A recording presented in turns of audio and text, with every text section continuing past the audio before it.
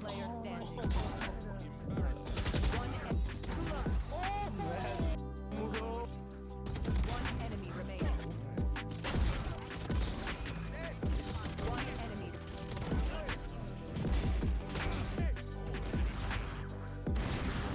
One enemy.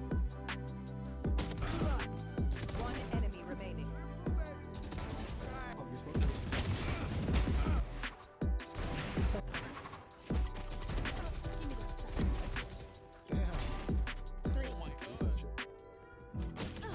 One enemy remaining. The last one. Oh, he's cat.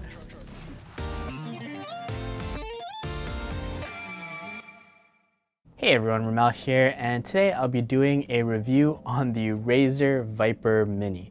This is Razer's smallest and lightest mouse in their Viper lineup, and it's actually the first mouse that I'll be using from it. There's the Viper Wired as well as the Viper Ultimate. Those are a little bit bigger, and I am on the search for a small, lightweight mouse.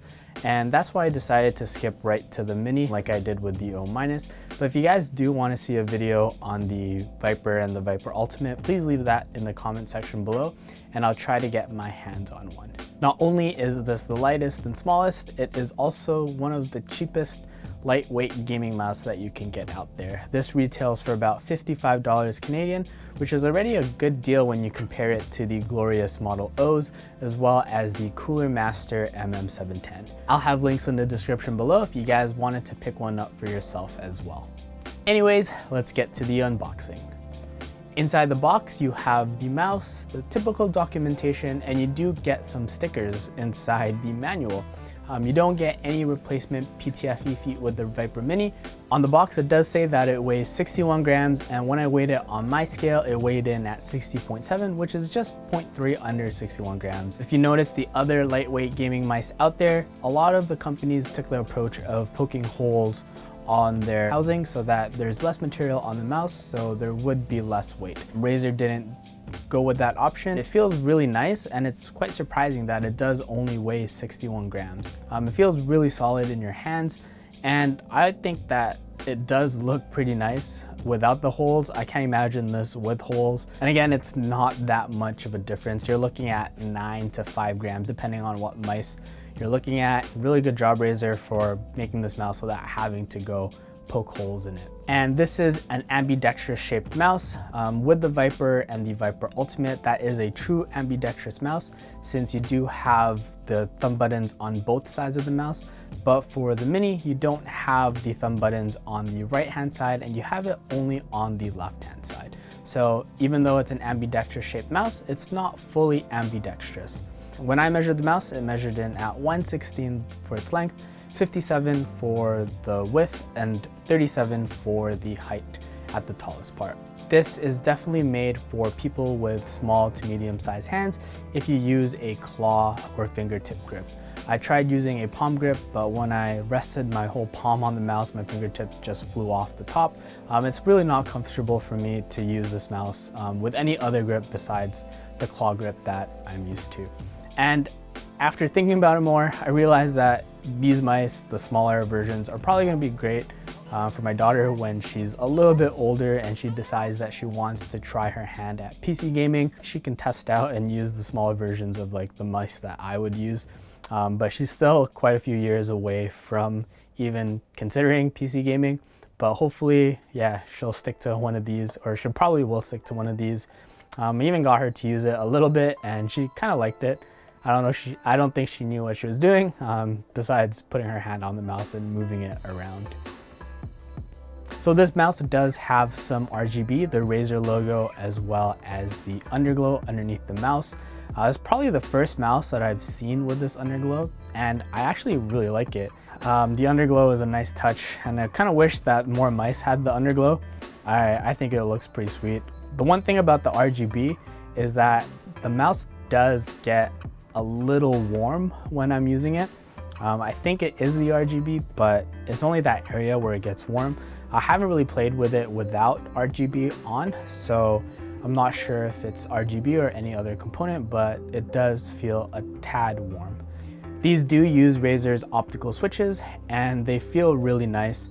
They're not the typical Omron mechanical switches that you find in other mice, but they are rated for about 50 million clicks. With optical switches, you don't encounter issues with double clicking, so these should be really good and you shouldn't have any problems with them. I haven't had any issues myself, and here's a quick sound test.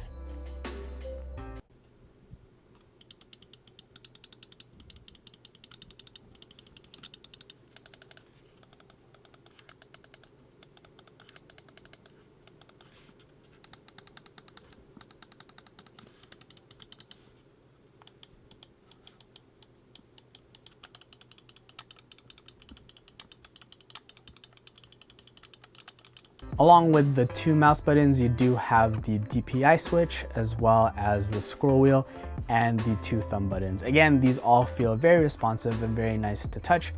The cable on this is Razer SpeedFlex. It feels really nice. It's got a lot of flex to it. I do use it with the Razer bungee that I've used with all of my wired mice. So again, no issues with the cable. Feels really good even without the bungee. This also has large PTFE feet on the top and the bottom of the mouse. And again, this glides really, really well on my glorious mouse pad. No issues whatsoever. And it feels really smooth when tracking, and my flicks and everything feel great.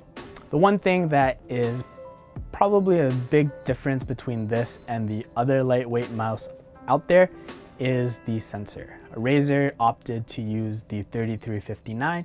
I'm not sure why they just don't use the same sensor in the Viper or the Ultimate, but it's probably due to cost reasons. But for my usage and for my gameplay, I honestly haven't had any issues with the 3359 sensor. You do have a max DPI of 8500, but I don't really know anyone that uses more than 8500, let alone like 1600. I've had no issues with the tracking or the flicks or anything whatsoever with this sensor. I don't play at a very, very high level. This took me to about Plat 2, and I haven't really had any issues or with my aim or it getting in the way. There hasn't been any moments in gameplay where I'm like, oh man, I wish my mouse was tracking better, or oh, that's not what I meant to do. But again, I do need to find a more thorough way to really test these sensors and see if there's a big difference. It's mostly just been feel and gameplay. I do play at like I said, a Plat 2 level in Valorant. So I've been playing around Plat 2 Diamond, and no issues for me there. The liftoff distance is a lot higher than the alternatives. And again, for me, that's not a big deal since it doesn't affect my gameplay. The default steps of the DPI are 400, 800, 16, and 3200. Again, you can change this all in their Synapse software, but for me, since I do use a default DPI of 800, I typically don't like to install Synapse. The big thing that really annoys me is that when you plug in any Razer mouse, it'll bring up the installation and then you gotta try to install it or cancel out of it. In conclusion, if you're looking for a small, lightweight, ambidextrous shaped gaming mouse, then the Razer Viper Mini is a really good option, especially for the price. You're looking at about $55 Canadian or $39 American. This is the cheapest mouse that I've tested so far, and honestly, it doesn't really feel cheap at all. It's a really great mouse. It's taken me from gold all the way up to Plat 2, and I've been playing at that level for a while now with this mouse, and I really enjoy it. I am probably gonna stick to this mouse a little bit longer, and I do wanna try out the Viper Ultimate or the Viper Wire just to see if there's a really big difference. And that's gonna be it for me this week. I hope you guys enjoyed this video. And the giveaway winners, I'll post them in the description below. I posted them in the giveaway video as well. And sorry if I haven't reached out to you yet. I'm still in the process of doing that. So please, please, please stand by. I'll reach out to you with your prize. If you guys want to see more content and if you guys have any feedback, please leave them down in the comment section below. Let me know what kind of videos you want to see in the future. I have been streaming a crazy amount these past few days, weeks. I've been streaming almost every day, twitch.tv/LebaneseBread if you guys haven't followed me there yet. Mostly just to test my mice and to get pretty sick clips like you've seen in this video. If you guys see me online, feel free to hop in, come say hi. And if you guys haven't joined the Discord yet, it's going to be in the description below.